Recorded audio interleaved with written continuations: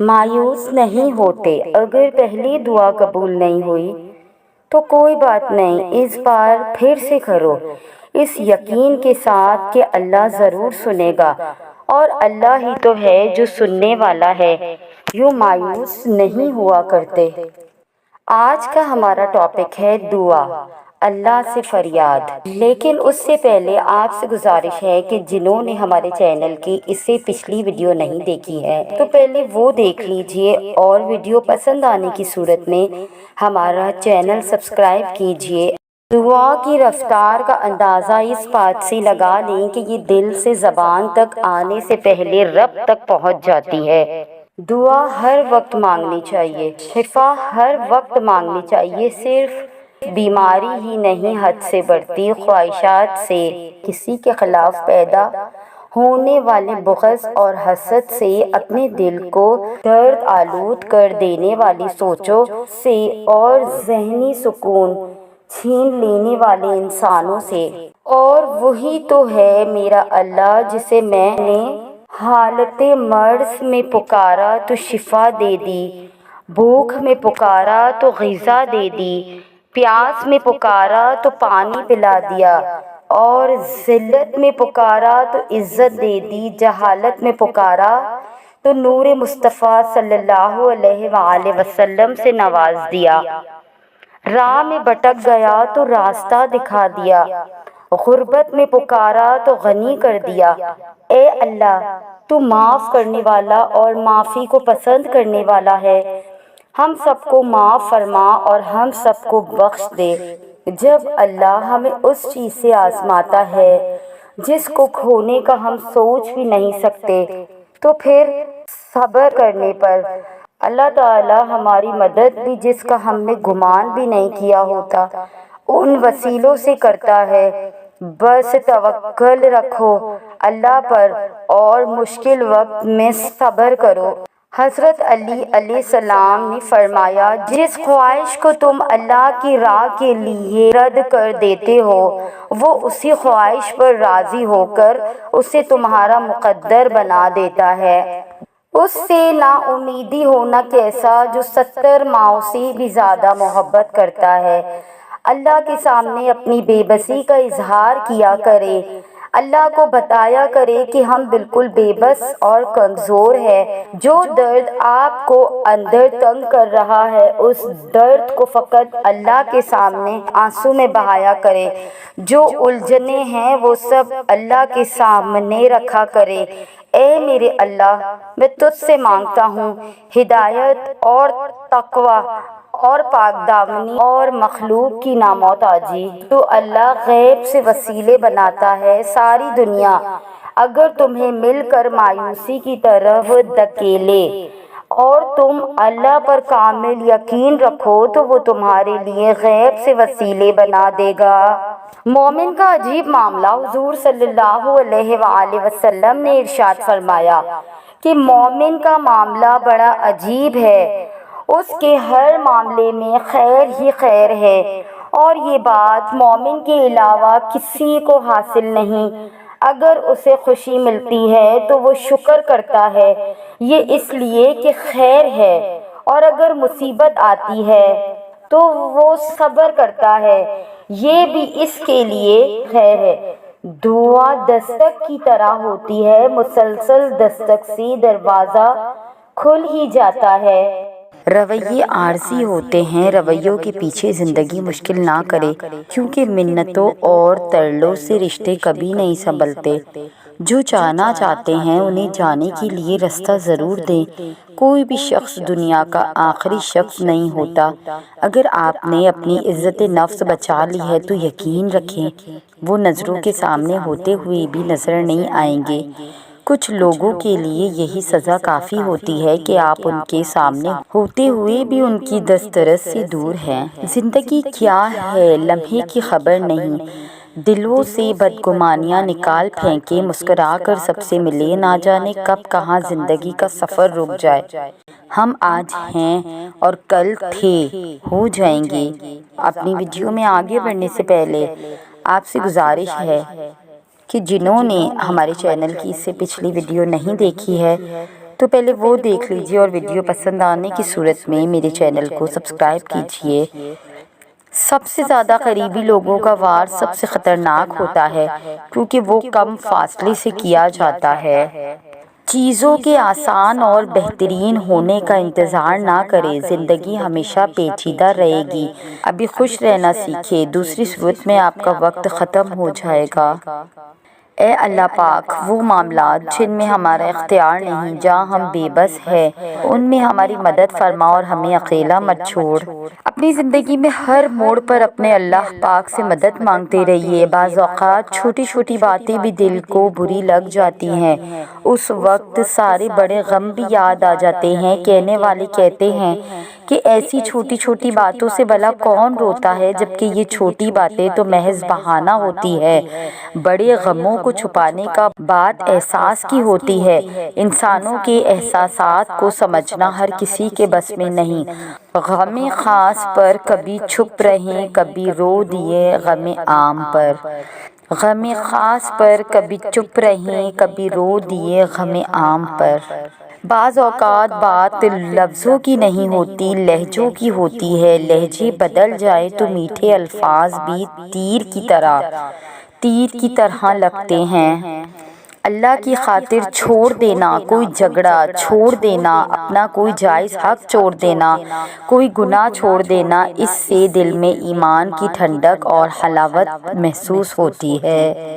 رب ذوالجلال آپ کو دنیا اور آخرت میں عظیم مرتبہ، شان اور عزت عطا فرمائے۔ آپ کی تمام عبادات اور ہر دعا قبول و منظور ہو۔ ہر پل ہر گھڑی آپ پر رحمتوں اور برکتوں کی بارش ہو۔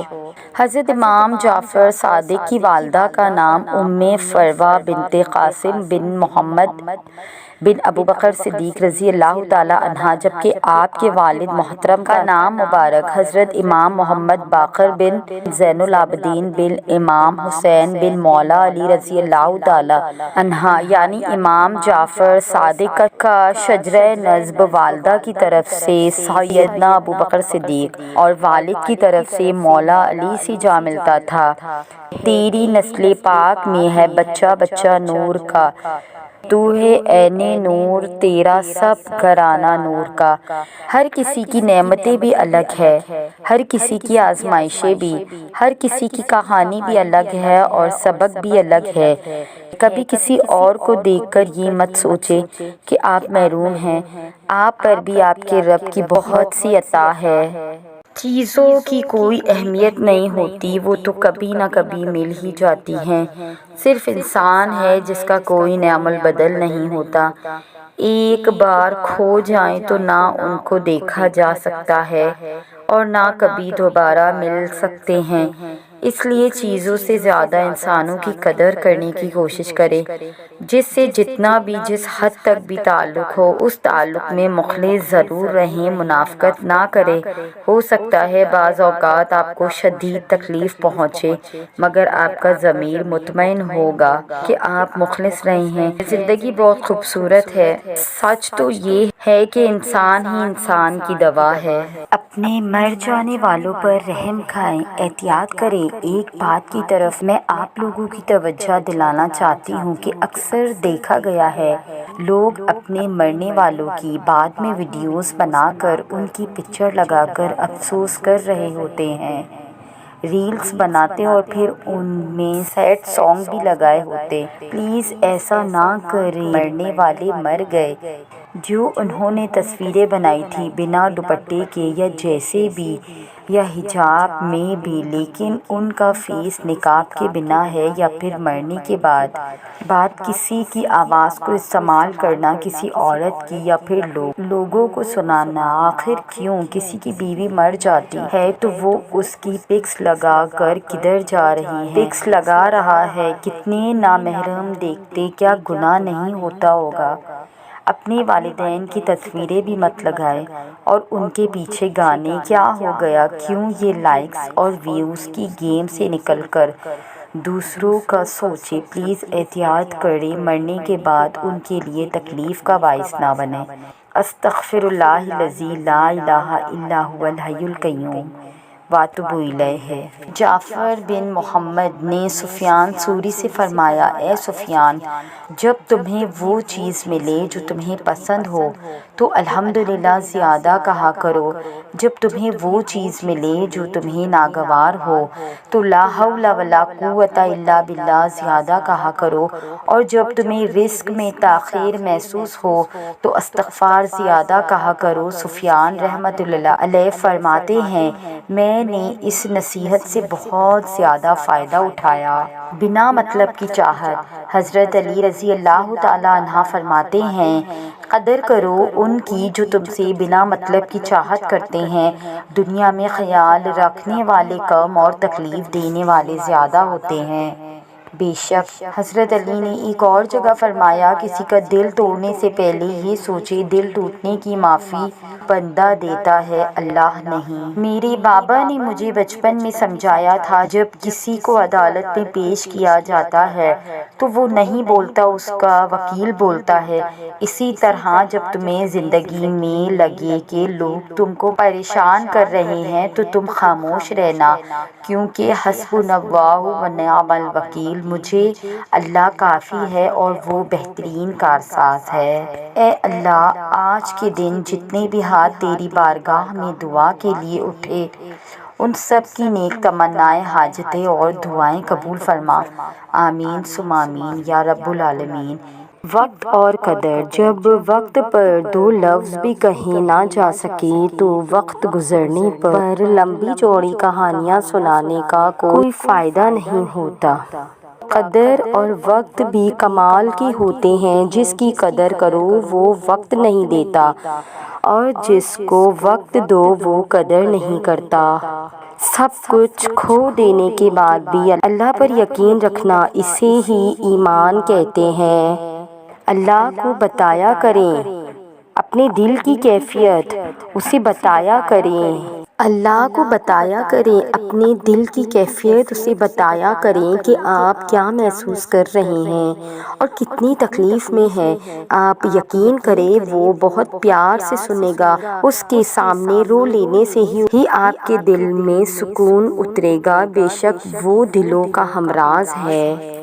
آپ ابھی جس مشکل میں پھنسے ہوئے ہیں اس مشکل سے آپ کو اللہ کے سوا کوئی سیو نہیں کر سکتا۔ اپنی ویڈیو میں آگے بڑھنے سے پہلے آپ سے گزارش ہے کہ جنہوں نے ہمارے چینل کی اس سے پچھلی تمام ویڈیوز نہیں دیکھی ہیں تو پہلے وہ دیکھ لیجئے، اور ویڈیو پسند آنے کی صورت میں ہمارے چینل کو سبسکرائب کیجئے۔ تو آج کی ہماری ویڈیو کا ٹاپک ہے، اللہ کو بتایا کریں۔ اللہ کو بتایا کریں اپنی تمام پریشانیاں، تو پھر ادھر ادھر کیوں بھاگ رہے ہیں آپ؟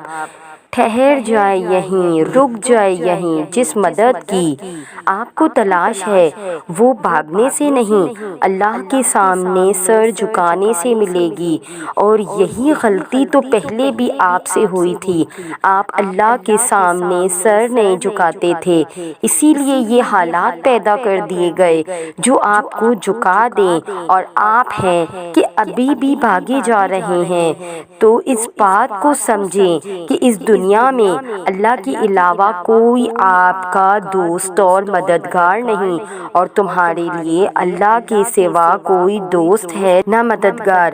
ایک قرآن حدیث ہے، وَمَا لَكُم مِّن دُونِ اللَّهِ مِن وَلِيٍّ وَلَا نَصِيرٍ، اور تمہارے لیے اللہ کے سوا کوئی دوست ہے نہ مددگار ہے۔ اور اللہ فرماتے ہیں، ہر چیز کے لیے مجھے یاد کرو، اگر وہ تمہارے حق میں بہتر نہ بھی ہوئی تو بھی میں بہترین بنا کے اسے عطا کر دوں گا۔ اللہ کی نعمتوں کا ہر وقت اٹھتے بیٹھتے شکر ادا کیا کرے، اپنی زبان کو الحمدللہ کا عادی بنا دے کہ اگر رات کو بغیر دوائیوں کی سوتے ہو اور صبح بغیر کسی تکلیف کے اٹھتے ہو تو کہو الحمدللہ۔